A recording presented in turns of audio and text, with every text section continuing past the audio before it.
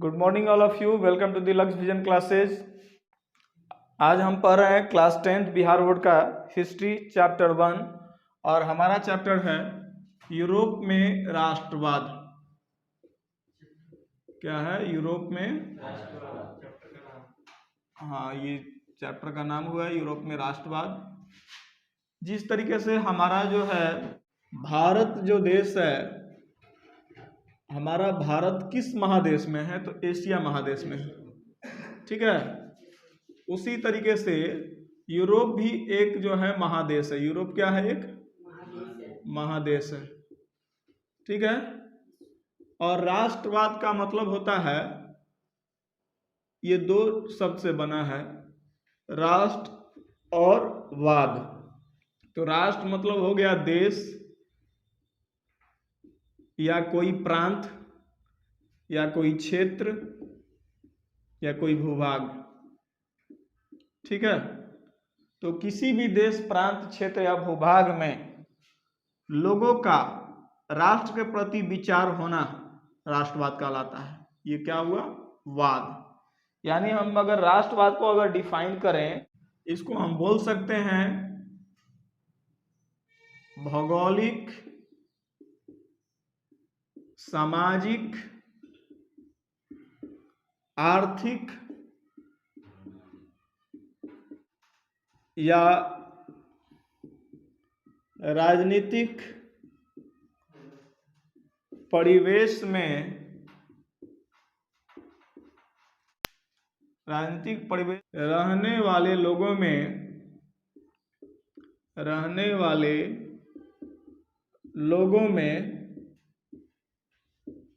एकता की भावना।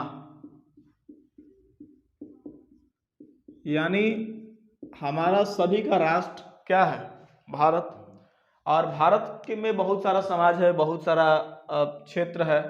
तो किसी भौगोलिक, सामाजिक या आर्थिक या राजनीतिक परिवेश मतलब इन्वायरमेंट, वातावरण, तो उस वातावरण में रहने वाले लोगों में एकता की भावना कि यह देश मेरा है। तो राष्ट्रवाद का मतलब हमने क्या बताया? किसी भी भौगोलिक, सामाजिक, आर्थिक या राजनीतिक क्षेत्र में या परिवेश में रहने वाले लोगों में एकता की भावना। ये भावना कि हमारा देश है और हमें जो है देश हित कार्य करना चाहिए। हमें ऐसा ना कार्य करना चाहिए जिससे देश का नुकसान हो, ऐसा कार्य करना चाहिए जिससे देश का विकास हो। ऐसे ही भावना को हम राष्ट्रवाद कहते हैं।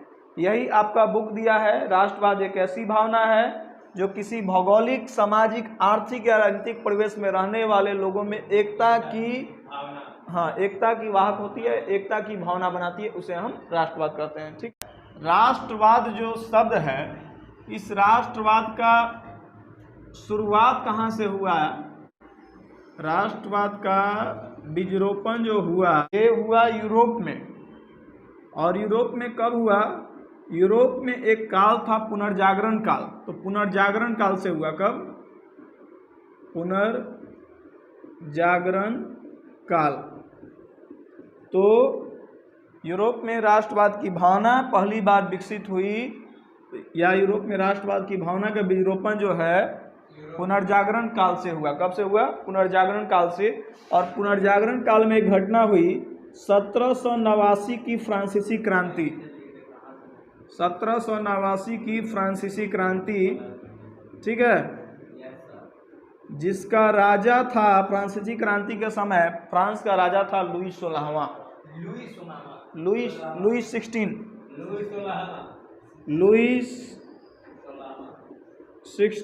ठीक है, ये राजा था। लेकिन इसकी शासन व्यवस्था से जो है जनता जो है तंग थी।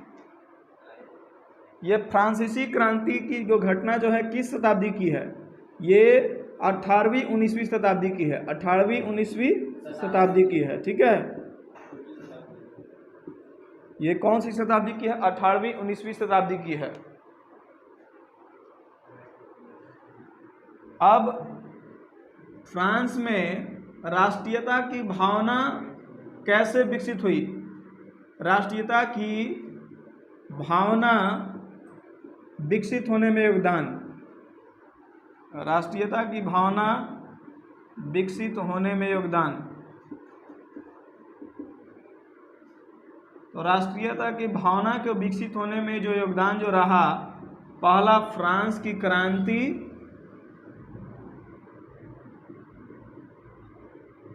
और दूसरा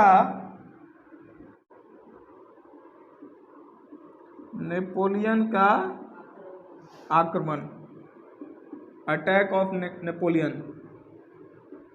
ठीक है, तो फ्रांस की क्रांति का जो विकसित जो होने में दो घटनाओं का योगदान रहा है, फ्रांस की क्रांति और नेपोलियन का आक्रमण।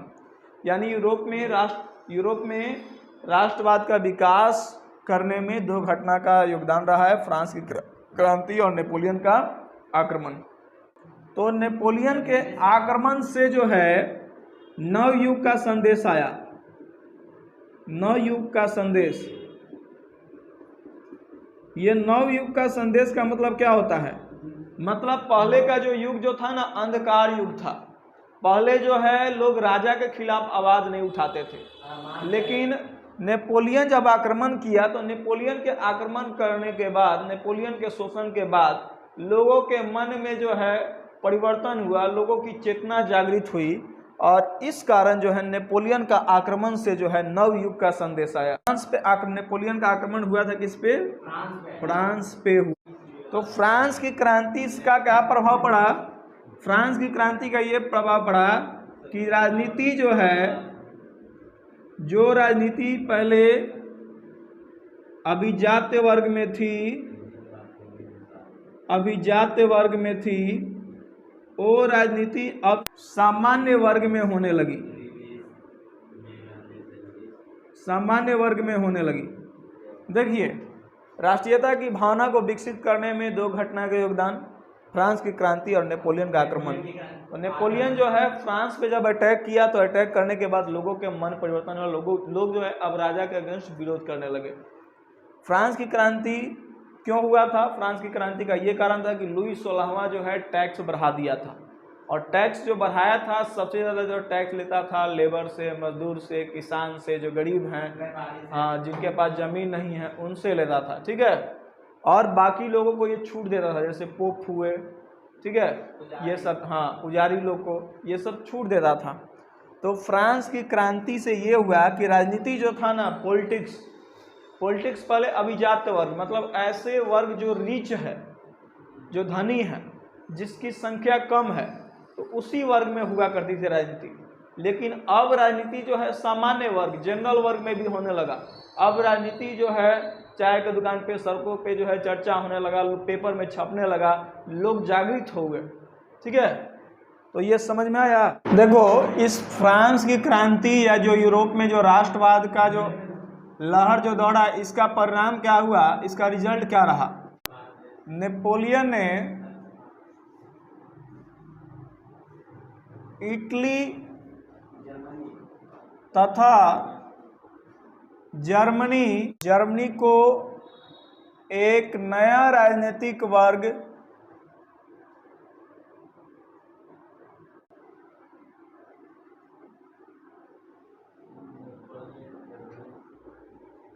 नया रूपरेखा प्रदान तथा एकीकरण को आसान बना दिया, एकीकरण को आसान बना दिया।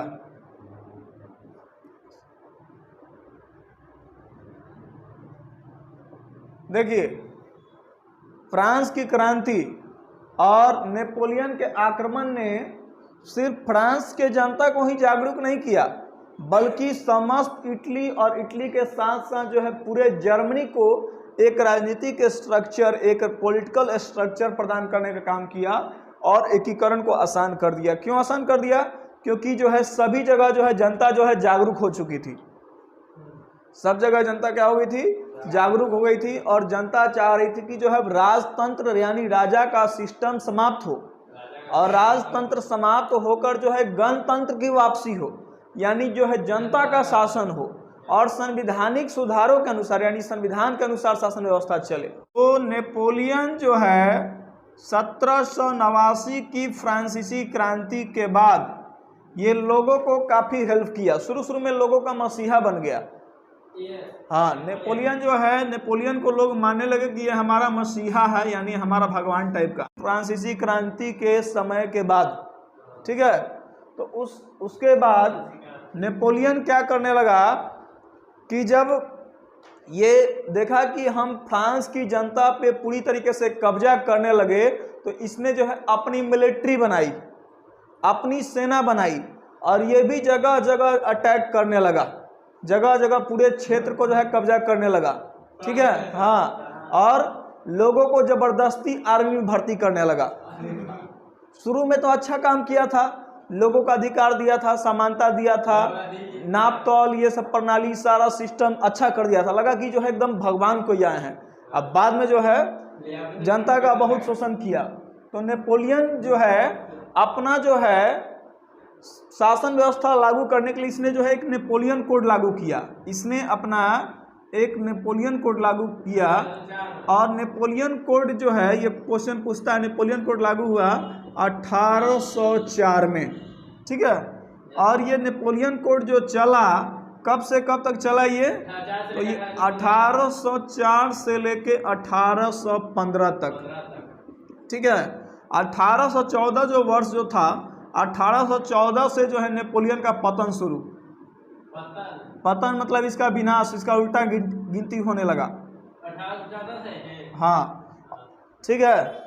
और पतन का कारण क्या था? पतन का कारण ये था कि जो भी राजा थे, जो राजतंत्र की वापसी, मतलब जो भी राजा महाराजा थे वो चाह रहे थे कि राजतंत्र आए, राजा का शासन आए। ये जो है नेपोलियन जो है गणतंत्र लाया था, तो ये चाह रहे थे कि राजतंत्र की वापसी हो और गणतंत्र की समाप्ति हो, गणतंत्र की समाप्ति हो। तो नेपोलियन का जो है पतन कब हुआ? 1814 से शुरू हुआ, और पतन कब हुआ? पतन कब हुआ पूरी तरीके से? पतन कब हुआ? तो पतन हो गया 1815 में, और 1815 में ही ऑस्ट्रिया की राजधानी वियना, ऑस्ट्रिया की राजधानी वियना, ऑस्ट्रिया की राजधानी कौन सा? वियना। तो ऑस्ट्रिया की राजधानी वियना में एक सम्मेलन हुआ, वियना में सम्मेलन हुआ, और इस सम्मेलन को कहा गया वियना सम्मेलन या वियना कांग्रेस। इस सम्मेलन को क्या कहा गया? वियना सम्मेलन या वियना कांग्रेस। वियना सम्मेलन या क्या कहा गया? वियना कांग्रेस, ठीक है। और ये वियना सम्मेलन या वियना कांग्रेस की मेजबानी किसने की? इसकी मेजबानी किसने की? तो मेजबानी किया ऑस्ट्रिया का चांसलर मेटरनिख। चांसलर मतलब राजा टाइप का, हेड टाइप का। ऑस्ट्रिया का चांसलर मेटरनिख जो है वियना सम्मेलन बुलाया, ठीक है। और वियना सम्मेलन क्यों बुलाया? ताकि नेपोलियन की जो व्यवस्था है, नेपोलियन व्यवस्था समाप्त किया जाए, और नेपोलियन व्यवस्था समाप्त करके जो है मेटरनिख व्यवस्था की शुरुआत की जाए। हाँ, नेपोलियन व्यवस्था समाप्त करके कौन सी व्यवस्था शुरू की जाए? मेटरनिख व्यवस्था, ठीक है। ऑस्ट्रिया के साथ साथ जो है, ऑस्ट्रिया का साथ देने वाले जो राष्ट्र जो थे इसके, या उनको बोलते हैं विजयी शक्तियां। जो साथ देने वाले जो राष्ट्र थे उनको क्या बोलते हैं? विजयी या यूरोपीय शक्तियां। यूरोपीय शक्तियां,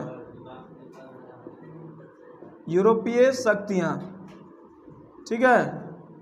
ये विजयी या यूरोपीय शक्तियां में कौन कौन सा देश आता है? ब्रिटेन, रूस, प्रसा, और लास्ट में ऑस्ट्रिया।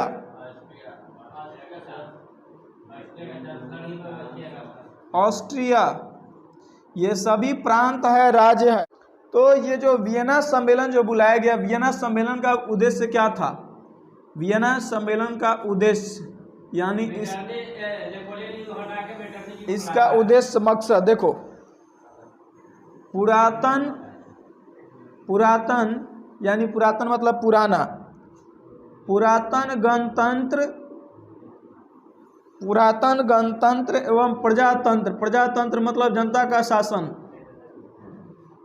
पुरातन गणतंत्र एवं प्रजातंत्र को समाप्त कर राजतंत्र की वापसी, राजतंत्र की वापसी तथा नेपोलियन व्यवस्था,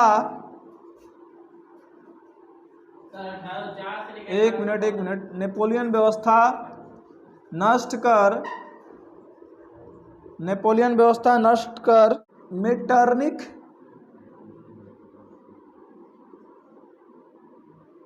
व्यवस्था की शुरुआत करना।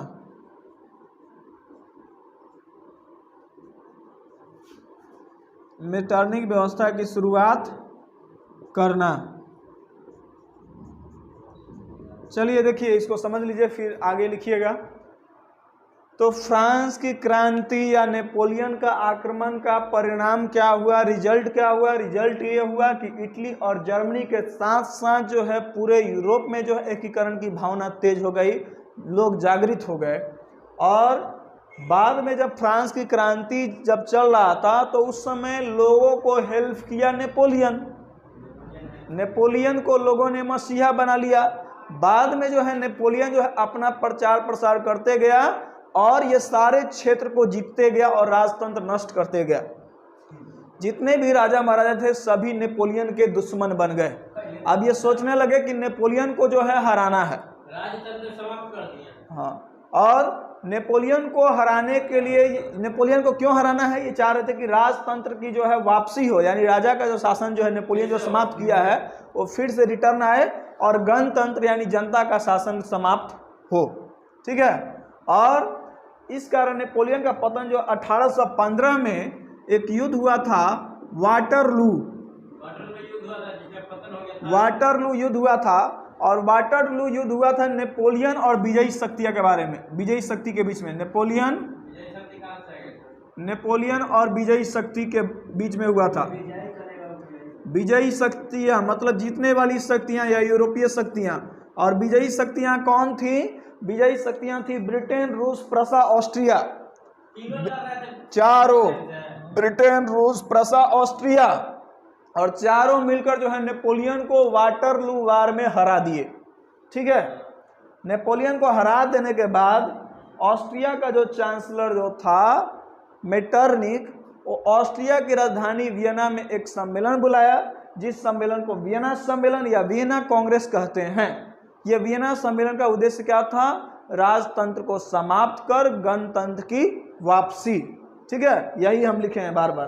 पुरातन यानी पुराना गणतंत्र और प्रजातंत्र जनता का शासन। गणतंत्र मतलब एक ऐसी शासन व्यवस्था जिसमें लोग अपने देश का जो है मुख्य जो होता है या हेड जो होता है अपने पसंद से चुनते हैं, उसको बोलते हैं गणतंत्र।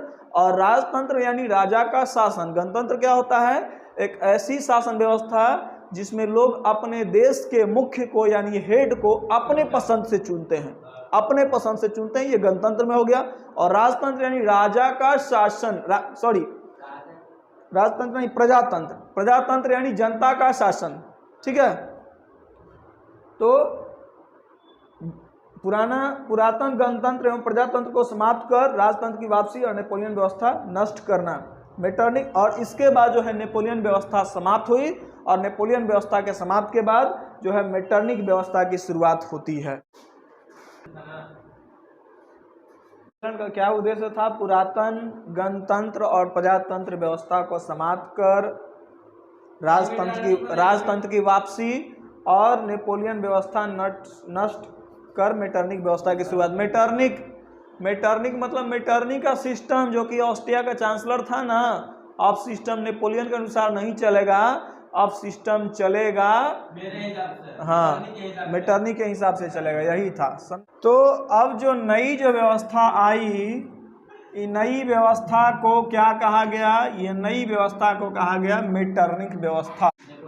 पुरातन व्यवस्था, ये पुरातन व्यवस्था को बोलते हैं, इसको नेपोलियन व्यवस्था या इस युग को बोलते हैं नेपोलियन युग। हाँ, नेपोलियन व्यवस्था या इसी को युग भी बोलेंगे, इन दोनों में युग कर लीजिए, ठीक है। तो मैटरनिक व्यवस्था की जो है शुरुआत जो है कब से कब हुई?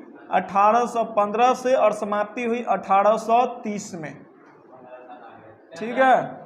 और नेपोलियन व्यवस्था जो शुरू हुआ 1804 में और समाप्त हुआ 1815 में।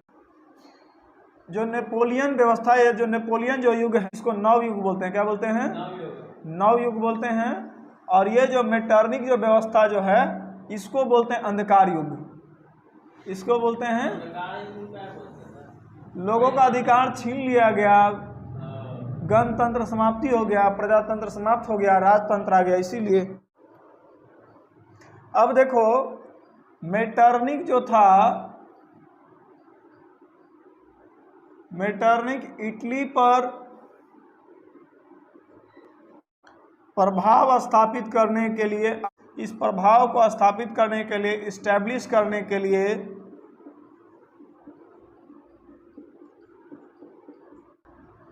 उसने इटली को कई राज्यों में बांट दिया। इटली को कई राज्यों में बांट दिया, ठीक है। और ये बंटवारा जो हुआ, ये कैसे हुआ, कैसे बांटा गया?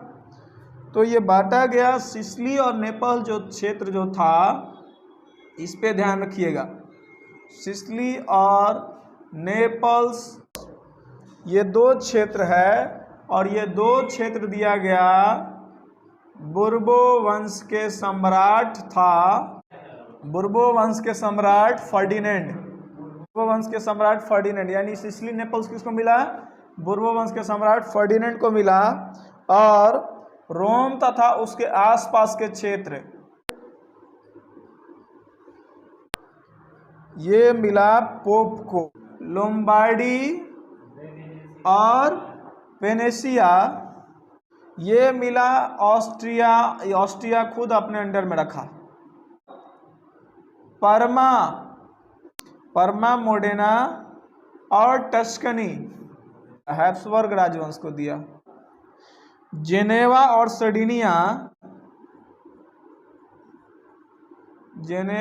सर्डिनिया जो मिला, ये पिडमाउंट को मिला। जेनेवा और सर्डिनिया किसको मिला? पिडमाउंट को, ठीक है। अब देखिए, इटली को तो विभक्त किया ही, जर्मनी को भी बांट दिया। और जर्मनी में 39 रियासत संघ था, और ये 39 रियासत संघ पे किसका अधिकार था? ऑस्ट्रिया का अधिकार था।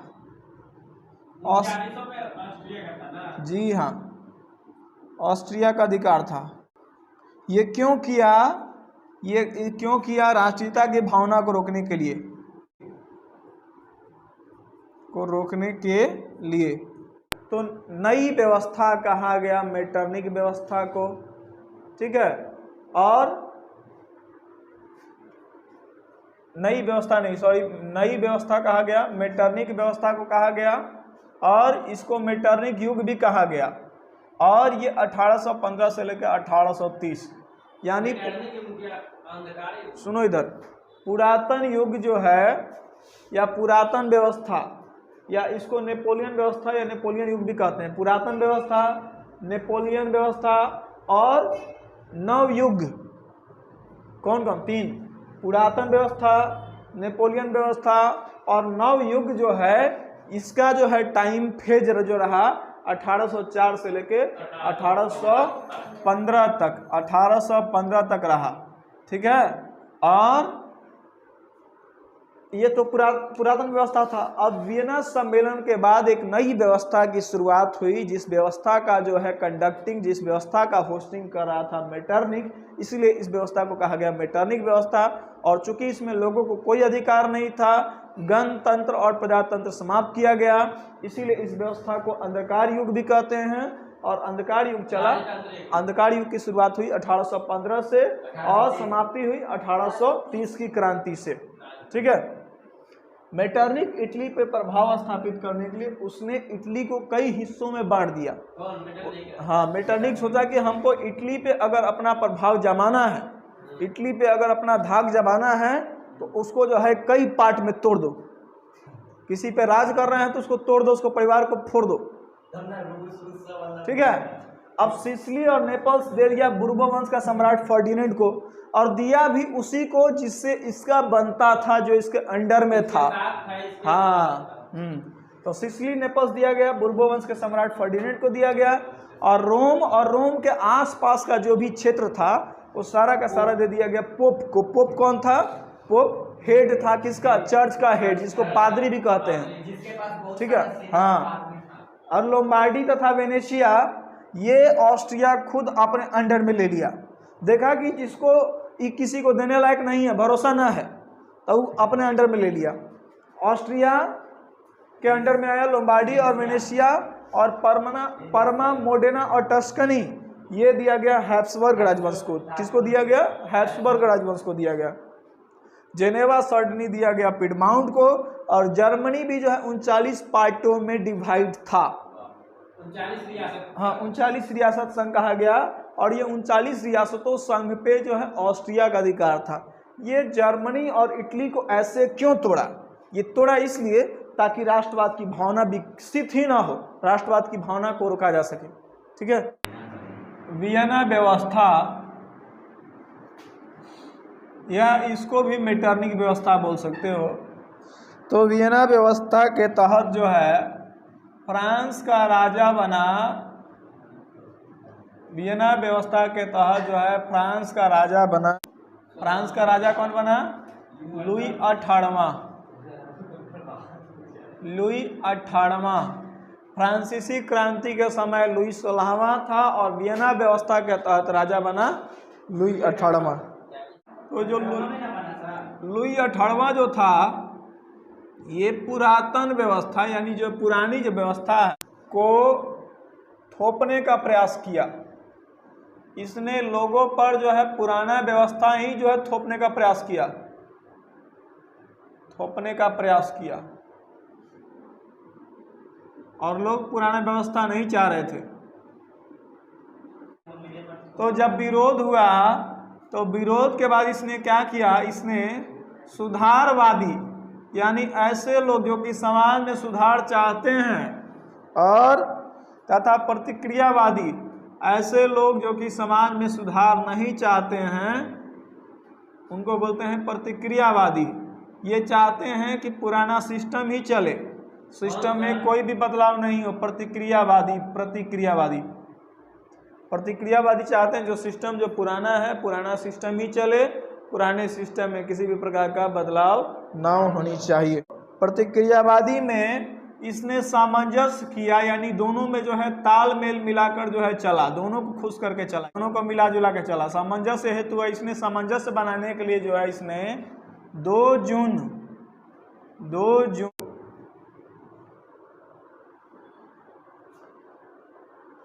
संवैधानिक घोषणा पत्र जारी किया। संवैधानिक घोषणा पत्र जारी किया।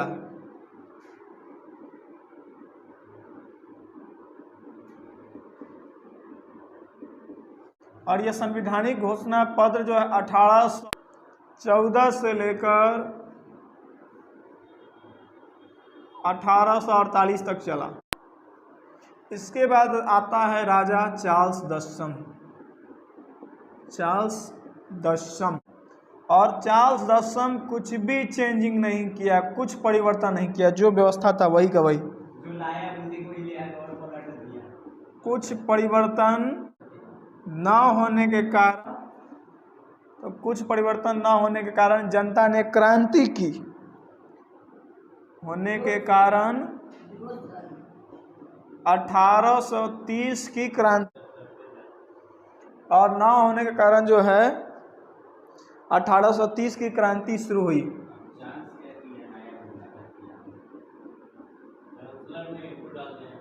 1830 की क्रांति शुरू।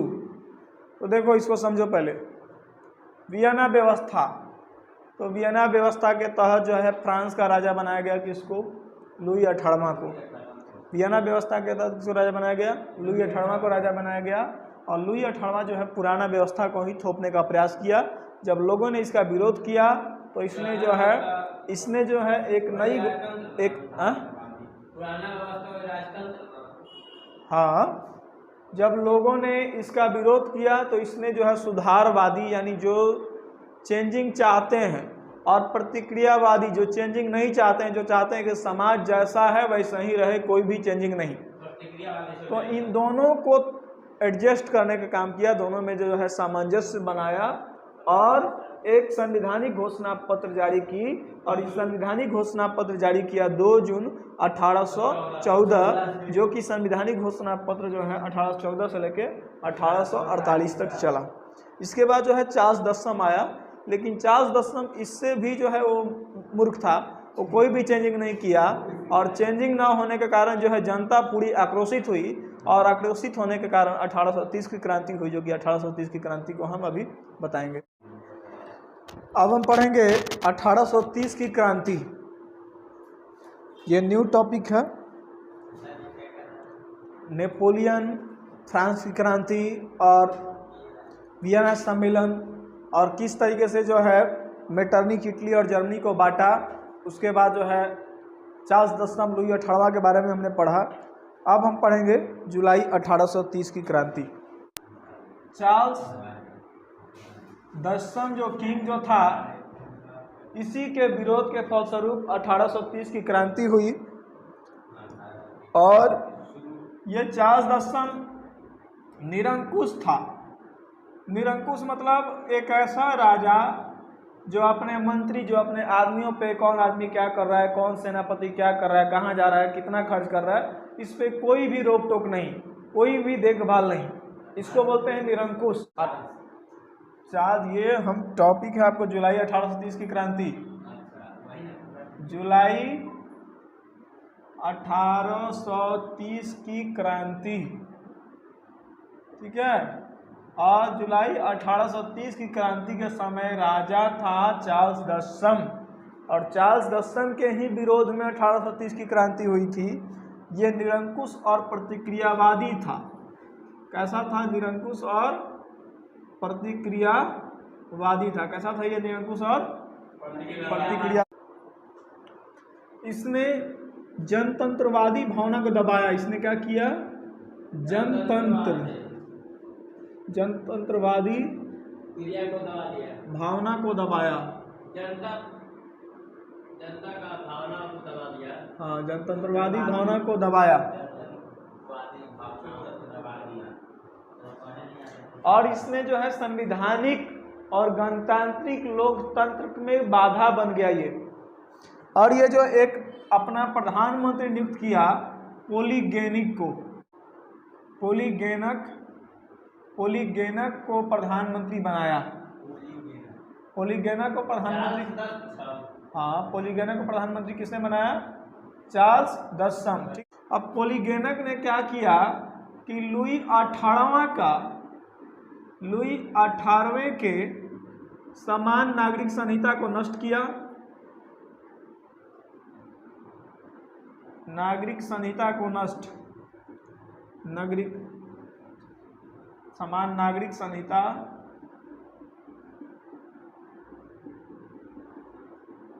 को क्या किया? समाप्त किया। लुई 18वें के समान नागरिक संहिता को इसने समाप्त कर दिया। इसने अभिजात वर्ग को सुविधा प्रदान किया। अभिजात वर्ग को सुविधा प्रदान किया। मतलब इसकी दोस्ती अभिजात वर्ग, जो बिजनेसमैन है, जो सबसे रिच है, जिसके पास संपत्ति ज़्यादा है, जो संख्या में कम है, उसी से दोस्ती हुई इसका, पॉलीगैनक का। और बाकी लोगों को कोई वैल्यू नहीं देता था। जो समान नागरिक संहिता जो था, जिसमें यह था कि सभी नागरिक समान हैं, सभी नागरिकों को समान अधिकार है, इसको इन्होंने उदारवादियों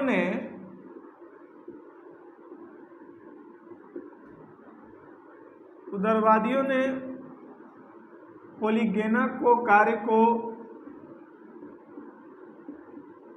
पॉलीगैनक के कार्य को षड्यंत्र समझा। ये जो है साजिश है, और सही बात है, साजिश तो था ही, षड्यंत्र। और उदारवादियों के प्रतिनिधि सदन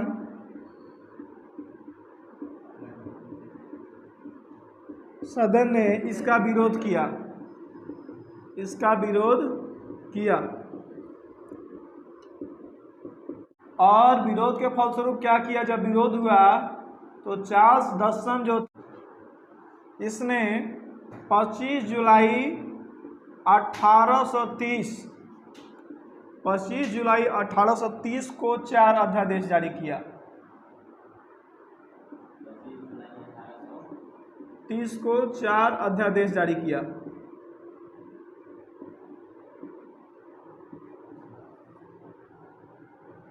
और ये चारों अध्यादेश जो थे ये उदारवादियों के विपरीत थे। ये अध्यादेश यानी ऑर्डर उदारवादियों के विपरीत थे, उदारवादियों के हित में न थे या विपरीत थे, हित में न थे। पेरिस शहर में क्रांति की लहर दौड़ पड़ी। पेरिस शहर में क्रांति की लहर दौड़ पड़ी। क्रांति की लहर दौड़ पड़ी। और इस लहर का परिणाम ये कि 28 जून 1830 ईस्वी से फ्रांस में गृह युद्ध आरंभ हो गया।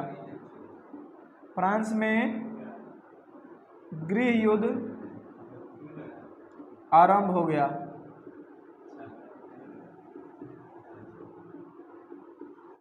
जिसे जुलाई 1830 का क्रांति कहते हैं।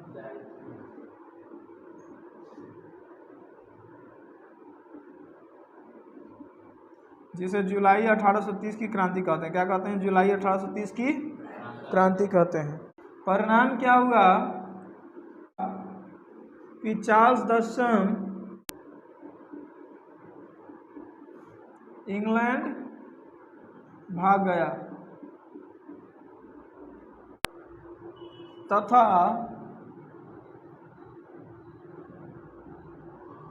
बोर्बो वंश का शासन समाप्त हुआ।